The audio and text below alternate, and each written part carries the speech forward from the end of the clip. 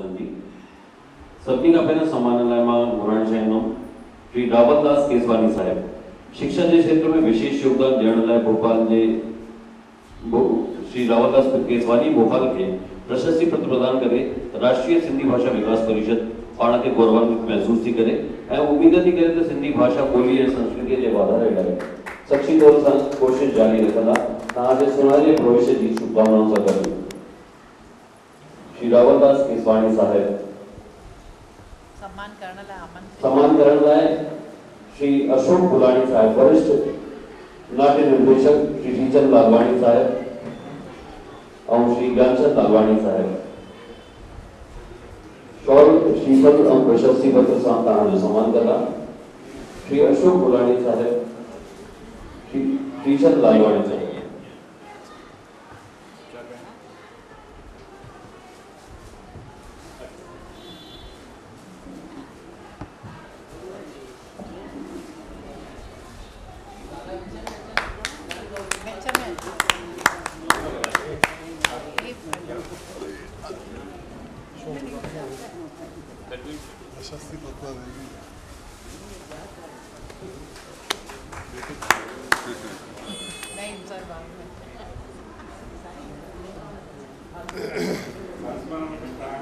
कुछ संस्थाओं में बुलाया जाएगा श्री रावलदास केसवानी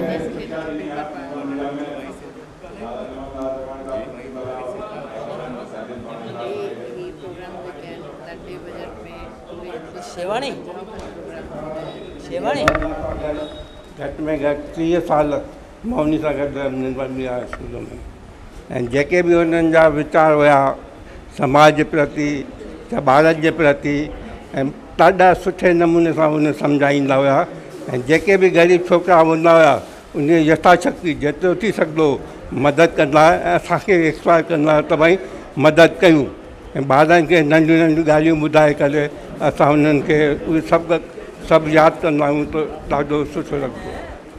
जय इन कड़ीअ में ॿियो नालो खणणु चाहिंदुमि श्रीमती आशा बंजानी शिक्षा के क्षेत्र में विशेष योगदान ॾियण लाइ श्रीमती आशा बंजानी भोपाल के प्रशस्ति पत्र प्रदान करे राष्ट्रीय सिंधी भाषा विकास परिषद पाण के गौरवान्वित महसूस थी करे ऐं उम्मीद थी करे तो सिंधी भाषा बोली और संस्कृति के वाधारे लाइ सच्ची तौर सां तव्हां कोशिश जारी रखंदा। तव्हांजे सुनहरे भविष्य की शुभकामनाओं सां गॾु सम्मान करण लाइ हिते घुराइणु चाहिंदुमि शीला शामनी साहिब और कविता इसराणी डी श्रीमती आशा बंजानी तव्हांजे सम्मान लाइ शीला शामनी जी और कविता इसराणी जी शॉल श्रीपद और प्रशस्ति पत्र सां तव्हांजो सम्मान। तव्हांजे सुनहरे भविष्य की कामनाओं से गॾु असां इहा भी कामना था करियूं त असांजी सिंधी भाषा लाइ उनके विकास लाइ उनके सम्मान लाइ रक्षा लाइ भी तव्हां कमु कंदा रहंदव और उनजो भविष्य भी उज्जवल रहंदो।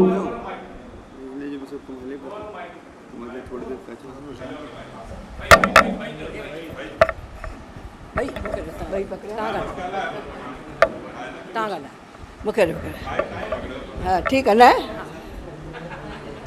आदरणीय मंच प्यारा भाइरों और भेनर अज 5 सितंबर टीचर्स डे शिक्षक दिवस। शिक्षक समाज के निर्माता हैं, बच्चों का भविष्य बनाने वाले हैं। अच्छा सही बोलो थी भाई। टीचर्स दिवस आहे अज बालकन जे संवारण जो भविष्य संवारण जो जिम्मेदारी टीचर्स ते आहे। टीचर्स जॾहिं पंहिंजी जिम्मेदारी समझंदा तो ये समाज असां सर्वांगीण विकास असां करे सघूं था। ॿारनि जो सर्वांगीण विकास पहिरीं आहे पर जेका अॼु ॻाल्हि थी वई त टीचरशिप जेका आहे छा हिकु रोज़गार थी वियो आहे। पैसा वठणा आहिनि, नकल कराइणी आहे, पास कराइणो आहे, इहो वञी ॿार सिखनि कुझु नथा। मां दादा बेगवानी साहिब सां 1975 में मां स्कूल में लगम ऐं 2006 ते मां रिटायर थी आहियां। 32 साल मां इन स्कूल में सेवा ॾिनी। दादा बेगवानी जे सानिध्य में मां घणो कुझु सिखियो। दादी गोपी सां भी मुंहिंजो घणो हुयो। उन्हनि भी मूंखे निर्मल मीरा स्कूल में मूंखे घुरायो हो, सॾु करायो हो। अञा जॾहिं मां 10th पास कई हुई, 10th बोर्ड अजमेर बोर्ड में मां फर्स्ट आई हुयसि, तॾहिं दादी गोपी मूंखे घुरायो पर उमिरि नंढी हुई, अञा 18 साल उमिरि न हुई, तंहिं करे मां उतां सर्विस छॾे आयमि। वरी शादी थी वई, घर गृहस्थी में ॿार नंढड़ा। मां पोइ आई आहियां हिते 1975 में भोपाल में आयमि ऐं अची स्कूल में लॻमि। दादा बेगाणी साहिब जे संरक्षण में, हुन में मां घणो कुझु सिखियो। दादा जन खां पोइ मां प्रिंसिपल ठहियसि, 32 साल सेवाऊं ॾिनियूं आहिनि। तंहिंखां पोइ 2006 में मां रिटायर थी आहियां। भारतीय सिंधु सभा महिला विंग जी बि मां अध्यक्ष रहियमि। श्री चंदन भूरानी मूंखे अध्यक्ष ठाहियो। उन्हनि जे मार्गदर्शन में मां घणो कुझु सिखियो। सहयोग दादा जन जो बि मिलियो मूंखे पूरो, दादा बेगवाणी साहिब जो मिलियो। समिति घणो सम्मान ॾिनो, मान ॾिनो। 32 साल मां सेवा कई, न त प्राइवेट स्कूल में एॾो टाइम कोई न हली सघंदो आहे। त चंदन भूरानी साहिब जन मूंखे भारतीय सिंधु सभा जो अध्यक्ष ठाहियो। उन्हनि सां गॾु उन्हनि जे मार्गदर्शन में मां घणो कमु कयो। पूरे हिंदुस्तान में असां प्रोग्राम ॾिना आहिनि। जेके मूंखे सुञाणंदा आहिनि, दादी इहा वाधवानी, इन्हनि सां गॾु बि कुझु आहिनि। हीअ केरु आहे, इहा वेठी आहे, हे दादी अॻियां बि, हा शकुंतला, इहे बि अॼु मूंखे घणो कुझु सुञाणनि। सभिनी सां गॾु मां कमु कयो आहे। भाई साहब सुञाणंदा आहिनि पूरी तरह। त ॾाढी ख़ुशी थी, मां हितां रिटायर थी आहियां। घणो टाइम मन में हुयो त मां स्कूल में वञी करे, जिते 32 साल सेवाऊं ॾिनियूं आहिनि, दिलि लॻल आहे, मन लॻल आहे। दादा जन विच में आया हुया, सॾु करायूं, पर मुंहिंजो मन भरिजी आयो। मां घर वेठी हुअमि। हाणे त मां सेवा में लॻल आहियां। किथे मां भॻवान खे अरदास कंदी आहियां त मुंहिंजा हथ पिया हलनि। मेडिकल जी शॉप आहे, 7 कलाक 8 कलाक मां हुते टाइम ॾींदी आहियां। सेवा में बि लॻल आहियां। गांधीनगर ट्रस्ट, चंदन भूरानी साहिब मूंखे हुते उपाध्यक्ष ठाहियो आहे।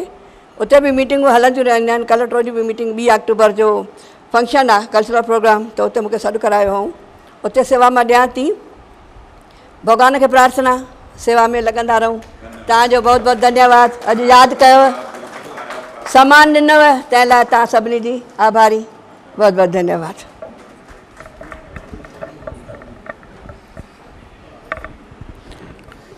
ऐं इन सां गॾु मां हाणे हिते आमंत्रित करणु चाहींदुमि सुश्री चित्रा भूरानी साहिब। शिक्षा के क्षेत्र में विशेष योगदान ॾियण लाइ सुश्री चित्रा भूरानी के भोपाल में प्रशस्ति पत्र प्रदान करे राष्ट्रीय सिंधी भाषा विकास परिषद पाण के गौरवान्वित महसूस थी करे ऐं उम्मीद थी करे तो सिंधी भाषा बोली और संस्कृति के वाधारे लाइ शख्सी तौर से तव्हां पंहिंजी कोशिश जारी रखंदा। तव्हांखे सम्मान ॾियण लाइ मां आमंत्रित करणु चाहींदुमि श्री जय किशन लालचंदानी साहिब और किरण रूपवानी साहिब।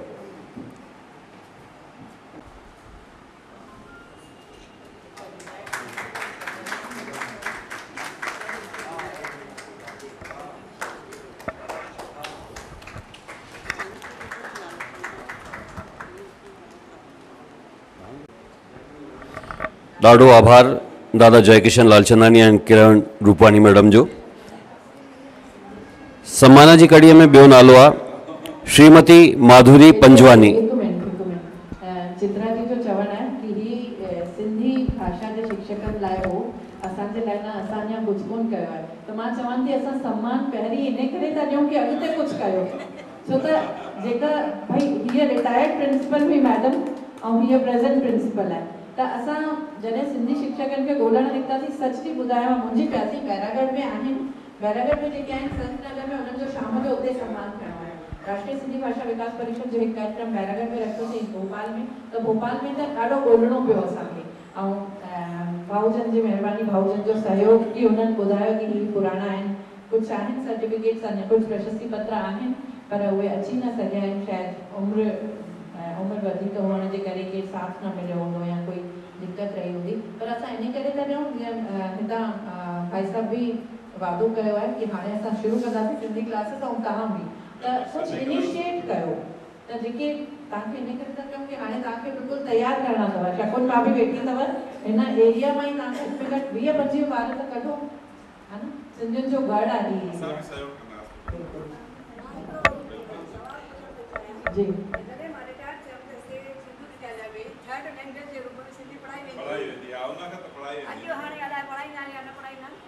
उन मुद्दे ते वेंदासीं त बहस ॾाढी तमामु लंबी खिचजंदी। उन ॻाल्हि ते वेंदासीं त ॾाढो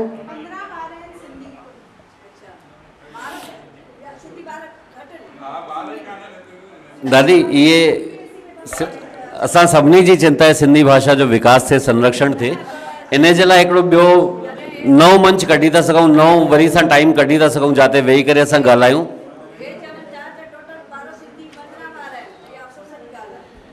दादी ॾाढे अफ़सोस जी ॻाल्हि आहे, मां सभिनी आयोजकनि खां मंच ते वेठल सभिनी माण्हुनि खे तो मां इहो चवणु चाहियां, ॾाढो अफ़सोस आहे।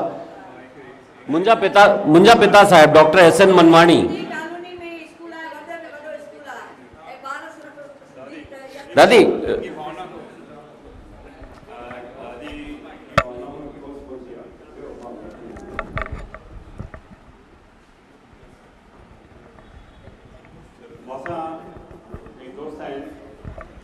उन्हनि मां पढ़ायो बि आहे, इवन जेके पास्ट CAs आहिनि उन्हनि खे बि मां वधायो आहे।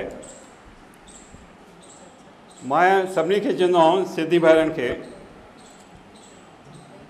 सिंधियुनि खे चवंदा आहिनि तव्हां तरक़ी कीअं था कयो, छो था कयो?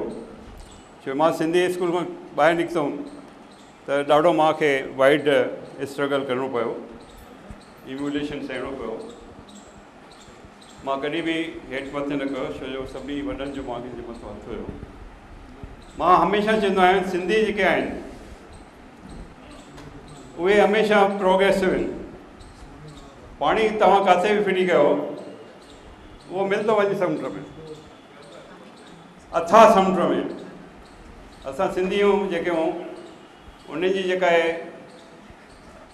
लिमिट्स न आहिनि, अथाह सागर में विशाल हृदय हो। दादी जन निकिता काफ़ी चेंजिस आहिनि, उन प्रोग्रेसिव सिंधियुनि जे करे असां जा ॿार जेके हुया अॼु DPS में था पढ़नि, संस्कार वैली में था पढ़नि, पर उन्हनि पब्लिक सेक्टर स्कूल्स में पढ़नि। जिन स्कूल जो असां ॿाहिरि ठीकु आहे डेकोरेशन कयो आहे, इस तरह उहो ई आहे समाज सेवा। मां बलवान साहिबु ॿुधायो समाज सेवा आहे, उन समाज सेवा में असां कहिड़ा ॿार हूंदा, सिंधी कॉलोनी केरु पढ़ाइण मोकिलंदो? उन्हनि जो चवणो इहो आहे, मुंहिंजे फांडा मिलण वारी जे ॿार हिते पढ़े थो उन सां गॾु मां पढ़ाईंदुसि छा? त माण्हुनि खे चवंदो आहियां, अॼु मुंहिंजो ड्राइवर आहे, उनजो ड्राइवर जो पुटु पब्लिक स्कूल में पढ़ंदो आहे। तव्हां वञी करे ॾिठो आहे उन पब्लिक स्कूल में तव्हांजो जेको ॿारु आहे कंहिंसां वेही करे पढ़े थो? ॾाढी वॾी ॻाल्हि आहे। तंहिंजे करे सिंधियत जे लाइ मां सम्झां थो, मुंहिंजी उमिरि जा golden days as a Sindhi central panchayat अध्यक्ष मां कयो। अॼु खां जॾहिं मुंहिंजी उमिरि 36 साल हुई, अॼु मां 73 जो आहियां, 37 साल थिया मां सिंधी जे लाइ कमु करे रहियो आहियां। मूंखे ख़बर आहे हिन स्कूल में छा ट्रबल्स न आहिनि। दरवाज़ हेॾे हिकु ॾींहुं अहिड़ो आयो जो हिते असांजे 50 ॿार रिटेन करण लाइ मुश्किल थी। मां इहो चवंदो आहियां सिंधियुनि खे वधाइण लाइ कुर्ब खपे, उहा हिमत खपे। मां नमन थो कयां असांजे national Sindhi language promotion council खे, जंहिं जागृति पैदा कई आहे, हर इंसान ते पहुची करे उन्हनि भई असांजी लैंग्वेज ख़तम थी थींदी वञे, सिंधी ॻाल्हाइणु बंदि थो थी थो वञे, इहो चिराग उथियो आहे। उन चिराग को हर कोई माण्हू सम्झे थो। मां हमेशह चवंदो आहियां वधंदा रहो, सिंधी वधंदा आहिनि, घमंड अची वेंदो आहे। वधंदा रहो, वसंदा रहो, वरी वधो वरी वसो, वरी वधो वरी वसो, पर कॾहिं कॾहिं पोइ मुड़ी करे असांजे माण्हुनि खे थोरो मुस्कुराए करे, यानी जो थोरो मुस्कुराए करे ॾिसी वठंदा कयो। जेके माण्हुनि खे चयो भई मुस्कुराए करे छो, अंजर मां तव्हां पोइ मुड़ंदो मुस्कुराईंदो, तव्हांजो घमंड काथे नज़र ईंदो असांखे। अगरि तव्हांजे चहिरे ते घमंड नज़र अची वियो त तव्हां पुड़ी करे असांखे ॾिठो बि असांजी दिलि ख़ुशि न थींदी। तव्हांजी तरक़ी केतिरी कंदो तव्हांजी, तॾहिं दिलि ख़ुशि न थींदी। तॾहिं स्वाभाविक आहे। इन स्वभाव के अलावा मां इहो चवंदो आहियां जेको बि सिंधी समाज में सिंधियत जे लाइ कमु थो करे उनखे मां नमन कंदो आहियां, पहिरें कंदो आहियां। छो जो असां सिंधी आहियूं, असांजो समाज आहे, असांजो नालो आहे, असां उहे बि ध्यानु ॾींहुं साईं ॿुधो अथई। तॾहिं मां चवंदो छो थो ॾे भई मां तुंहिंजे घर में कंहिंसां कुझु गड़बड़ कई आहे छा, तो ख़बर आहे शौक़ छा थींदो आहे, उनजो मतिलबु सम्झाईंदासीं तॾहिं उन खां पोइ कॾहिं मूंखे ईअं न कंदो। एतिरो स्ट्रगल ॾिठो आहे। स्कूल में पढ़े करे मां मोटी ईंदो हुउमि, कपिड़ा फाटल हूंदा तप खाईंदासीं, मां सां गॾु ॿिया बि कप करंदा हुआ। इहे ॿी कॾहिं बि न सेखारियो, हिकु दफ़े केरु ॿुधाए त हिकु थप्पा वाए ॾिनई, ईंदो बि अचंदो हुन मां हाणे यार हिकु त हाणे पाए ॾियंदा न दिलि त ख़ुशी आहे, ईअं त नज़र अचे। इहा ॻाल्हि आहे, मां जॾहिं मां थर्ड में पढ़ंदो पाया उन खां पोइ वरी कॾहिं मुश्किल न कयो। ऐं हमेशह मां पंहिंजे समाज लाइ कमु कंदो आहियां। हीअ बि समाज में आहे, हिन समाज में कॉलेज में मां हलायो आहे मुश्किल सां 36-40। हिन में डॉक्टर हीरू कुमार आहे, retired principal social science Agra university, retired director, उहा हितां जी प्रिंसिपल आहे। और हिते रेसिडेंटी जे लाइ असांखे पर हींअर बि यूनिवर्सिटी में श्री गोपालदास सिंधु वॉइस कॉलेज हूंदो आहे, उते कोई बि माण्हू वेंदो कोई ईअं न ॿुधो छा आहे। ॿियनि हंधि बि इहो आहे। अॼु हिते वेठा आहियूं असां समाज खे हिन क्षेत्र में कयूं था, कंहिंजो नालो थिए विषमबर जो नालो आहे। मुंहिंजे स्कूल में किथे बोर्ड न लॻंदो, मैनेजिंग कमेटी जो बोर्ड न हूंदो, किथे विषमबर जो नालो नज़र न ईंदो। हर संस्था में लिखियलु हूंदा पदाधिकारी, हिते न नज़र ईंदो। छा आहे मां बाबू इन करे चऊं दादी तव्हां चओ था थर्ड खां पोइ जेको आहे असां सिंधी वधंदा। हिकु ॾींहुं हुयो हिते असां वटि सिर्फ़ु 3 छोकिरा हुया। 3 वारनि जे लाइ असां छा टीचर रखी सघंदा। हींअर आहे, हींअर हिमत आहे, 4-5 साल हिमत कोन रही, असां हलायासीं, ॿार न आहे, तंहिंजे करे जी मानी गॾु खाईंदा सिंधियुनि जे लाइ असांखे करण जी जाते बि हुजे, जेको बि जाते बि हुजे उनखे पुछ पाए। हिकु पीउ हिकु पुट खां पुछो 20 की 30 की शाबाश दोस्त बीठो या 20 30 थो चए या कल्ह या 20 25 पे पहुचाए। अॼु 30 ते पहुता, सुभाणे 40 ते पहुचो। असांजे समाज सेवा जो इहो कमु आहे। समाज अॼु थोरो सुधरती रहंदी, लेवल कम 20 40 चवंदी। दादी हिकिड़ी तव्हांजी ॻाल्हि जो मां जवाबु ॾियणु पियो चाहियां। मुंहिंजा पापा सागर यूनिवर्सिटीअ में एंशियन इंडियन हिस्ट्री में प्रोफेसर हुआ, डॉक्टर S.N. मनवाणी। रिटायरमेंट खां पोइ पैरालिसिस थियण खां पोइ, कार्डिक पेशेंट हुजण खां पोइ घर वेही रोज़ 5 स्टूडेंट्स खे फ्री ऑफ कॉस्ट सिंधी पढ़ाईंदा हुआ। ॾाढो आसान ॿिए ते उंगली खणणु। तव्हां पंहिंजे घर में प्रयास कयो, इन मां ई जोत जलंदी, जोत मां जोत जगंदी। असां ॿिए खे उंगली न खणूं ऐं सम्मान जी इन परंपरा खे अॻिते था वठी हलूं। शिक्षा के क्षेत्र में विशेष योगदान ॾियण लाइ श्रीमती माधुरी पंजवानी भोपाल के प्रशस्ति प्रदान करे राष्ट्रीय सिंधी भाषा विकास परिषद पाण के गौरवान्वित महसूस थी करे ऐं उम्मीद थी करे कि सिंधी भाषा बोली ऐं संस्कृति के वाधारे लाइ शख्सी तौर से तव्हां कोशिश पंहिंजी जारी रखंदा। तव्हांजे सम्मान लाइ मां वॾे सम्मान सां दादा विशंबर राजदेव साहब के मां हिते घुराइणु चाहींदुमि ऐं गॾोगॾु घुराइणु चाहींदुमि सुरेश पारवाणी साहब के। राजेंद्र भैया गॾु आहिनि, ॾाढे सम्मान सां तव्हांखे हिते घुराइणु चाहींदासीं राजेंद्र मनवाणी साहिब ऐं CA दादा विशंबर लाल राजदेव साहिब। श्रीमती माधुरी पंजवानी साहिब जो सम्मान कंदा।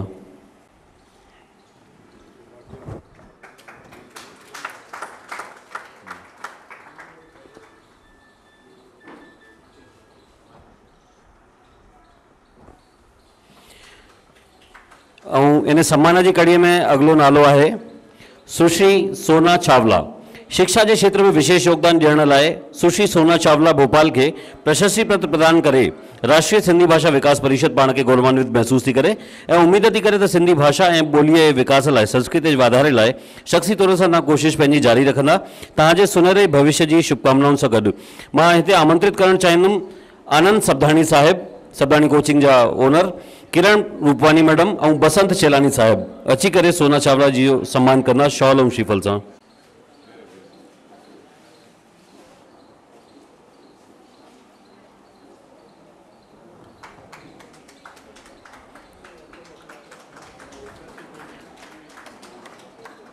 अगलो नालो है रजनी ककरानी जी। शिक्षा के क्षेत्र में विशेष योगदान ॾियण लाइ सुश्री रजनी ककरानी के प्रशस्ति पत्र प्रदान करे राष्ट्रीय सिंधी भाषा विकास परिषद पाण के गौरवान्वित महसूस थी करे ऐं उम्मीद थी करे कि सिंधी भाषा बोली और संस्कृति के वाधारे लाइ शख्सी तौर से तव्हां कोशिश जारी रखंदा। तव्हांजे सुनहरे भविष्य की शुभकामनाओं से गॾु तव्हांखे सम्मान लाइ मां आमंत्रित करण चाहींदुमि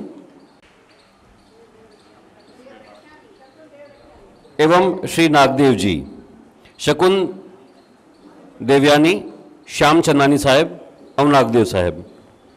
सम्मान करना रजनी ककरानी।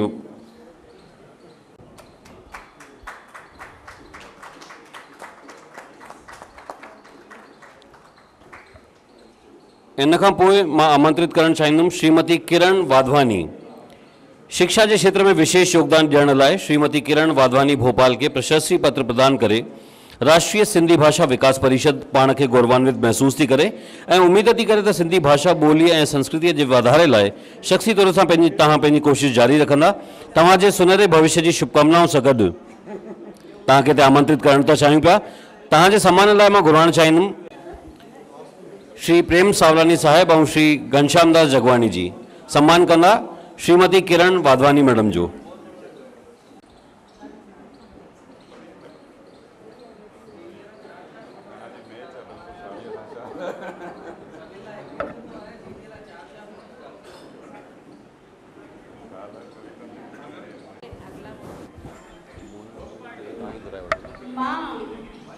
सभी आयोजकन के धन्यवाद ॾियणु चाहींदमि। धन्यवाद मां उन्हनि खे ॾियणु चाहींदमि जेका फैमिली इन्हनि जी वेठी आहे ऐं उन्हनि जे वञण खां पोइ असां उन्हनि खे यादि कयूं त ॾाढी सुठी ॻाल्हि आहे। ऐं ॾाढा घटि माण्हू हूंदा आहिनि जेके वञण खां पोइ पुठियां कंहिंजे माण्हू खे यादि कंदा। मां सभिनि जे मन मुंहं मां इहो ई नालो वेठी ॿुधां, ॾाढी ख़ुशनसीब आहियां। ऐं मुंहिंजा घोट जेको आहे उहो बि उन्हनि जा इंटरव्यू पढ़ियल रहंदा आहिनि। मूंखे ॾाढी ख़ुशी थी आहे ऐं ॾाढो सुठी ॻाल्हि आहे तव्हां इहो आयोजन कयो आहे। धन्यवाद। जय हिंद, जय भारत। सम्मान जी कड़ी में हिकिड़ो अञा नालो है डॉक्टर हीरू कुमार करमचंदानी। शिक्षा के क्षेत्र में विशेष योगदान ॾियण लाइ डॉक्टर हीरू कुमार करमचंदानी भोपाल के प्रशस्ति पत्र प्रदान करे राष्ट्रीय सिंधी भाषा विकास परिषद पाण के गौरवान्वित महसूस थी करे ऐं उम्मीद थी करे तो सिंधी भाषा बोली और संस्कृति के वाधारे लाइ शख्सी तौर से तव्हां पंहिंजी कोशिश जारी रखंदा। तव्हांजे सुनहरे भविष्य की शुभकामनाओं और तव्हांजे सम्मान लाइ मां हिते घुराइण चाहींदुमि श्री मोहन मनवाणी साहब के और श्री रोशन उतवाणी साहब।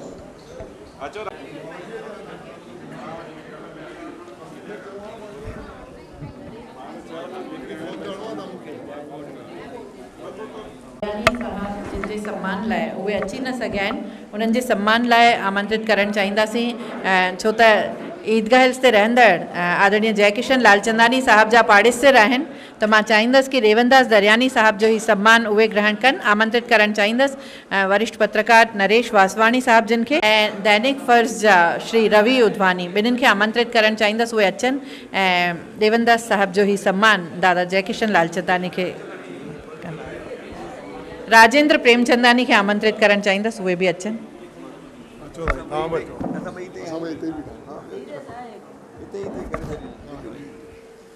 ही सम्मान दरियानी साहब जे घर ताईं आदरणीय जयकिशन लालचंदानी जे ज़रिए उन्हनि जे मार्फत पहुचंदो अहिड़ी उम्मीद।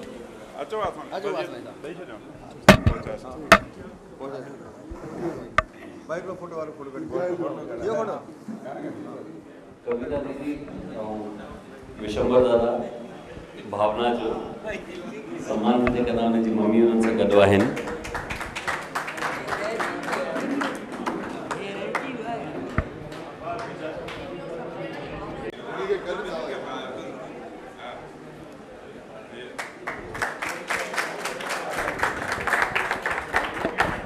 भावना पंहिंजे पाण में हिकिड़ी ॾाढी सुठी नाटककार आहे, ॾाढी सुठी सिंधी एंकर आहे, दूरदर्शन आकाशवाणी में ॾाढो सक्रिय सामाजिक तौर ते भी फेसबुक ते भी पंहिंजी पोस्ट विझंदी रहंदी आहे, ॾिसंदा रहंदा आहियूं। असांजे समाज खे अहिड़ा ॿार खपनि, नई पीढ़ी असांखे अहिड़ी खपे जेका सिंधी ॻाल्हाए सघे, सिंधी सम्झी सघे, ॿियनि खे सम्झाए पढ़ाए सघे। जीअं दादा चयो कि पीढ़ी न रहंदी त शिक्षकनि जो छा कंदव, त हीअ असांजी अॻिली पीढ़ी आहे। ऐं जीअं मां चयो कि संघर्ष हाणे असांजी ज़िम्मेदारी आहे, त इहो संघर्ष असांखे मिली करे करिणो आहे कि अचण वारी पीढ़ियुनि खे असां सिंधी सम्झाए सेखारे सघूं।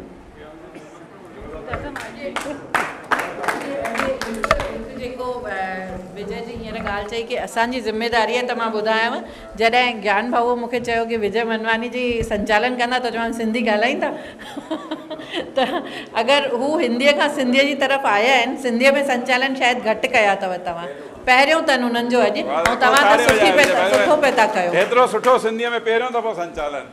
वाधायूं तव्हांखे। सिंधी भाषा विकास परिषद पारां मां तव्हां सभिनी जी दिलि सां शुक्रगुज़ार आहियां, छो त अॼु जी तारीख़ में जॾहिं बि कुझु कमु थो कयो वञे त उन कम खे साराइण वारा, उन कम में तव्हांजो साथ ॾियण वारा ॾाढा घटि हूंदा आहिनि। ऐं तव्हां सभिनी खे सैल्यूट, तव्हां सभिनी खे सलाम, तव्हां सभिनी जी दिलि सां आजियां कि तव्हां हमेशह असां सां गॾु सहयोग कंदा आहियो, असां सां गॾु हूंदा आहियो। अॻियां बि इहा ई अपेक्षा आहे। राष्ट्रीय शुक्रगुज़ार आहियां असांजे टिनिनि पेपर पढ़ण वारनि साहित्यकारनि जी, आदरणीय दादा बल्लू चोइथानी, आदरणीय दादा खीमन मूलानी ऐं आदरणीय दादा परमानंद बलवानी साहब जिन महिनत करे हिते अची करे असांजे नॉलेज खे, असांजे ज्ञान खे एतिरो वधायो। शुक्रगुज़ार आहियां दादा विशंबर राजदेव जी, जिन खे जॾहिं हिन कार्यक्रम जो आयो त सभिनी खां पहिरियों थॉट इहो ई आयो, ऐं उन्हनि चयो कि छा थियो, सिंधी ॿार घटि आहिनि त, पर असां कंदासीं, छो त अॻिते त कमु तॾहिं शुरू थींदो। चवंदा आहिनि न जॾहिं कुझु रुकिजी वेंदो आहे त पुठियां पाणी विझणो पवंदो आहे फ्लो लाइ, प्रॉपर फ्लो लाइ, त हीअ सम्झो कि इहे पुठियां पाणी पिया था विझूं प्रॉपर फ्लो लाइ कि अॻिते शयूं वधनि, जिते ख़तमु थी चुकियूं आहिनि उतां अॻिते शयूं वधनि। ऐं उन में उनजे लाइ दादा जिन जो दिलि सां शुक्रिया, उन्हनि सहयोग कयो। आभार ज्ञान लालवानी साहब जिन जो, अखंड सिंधु संसार विचार मंच जो, जिन असांखे हिन कार्यक्रम में पूरी तरह सां सहभागिता ॾेई करे पंहिंजो पूरो सपोर्ट ॾिनो, वक़्तु ॾिनो। तव्हां सभिनी जो दिलि सां शुक्रिया। ऐं निमाणी वेनिती कि रोटी खाई करे पोइ वेंदा, रोटी तयारु आहे, पुठियां असां सां गॾु हलंदा, गॾिजी।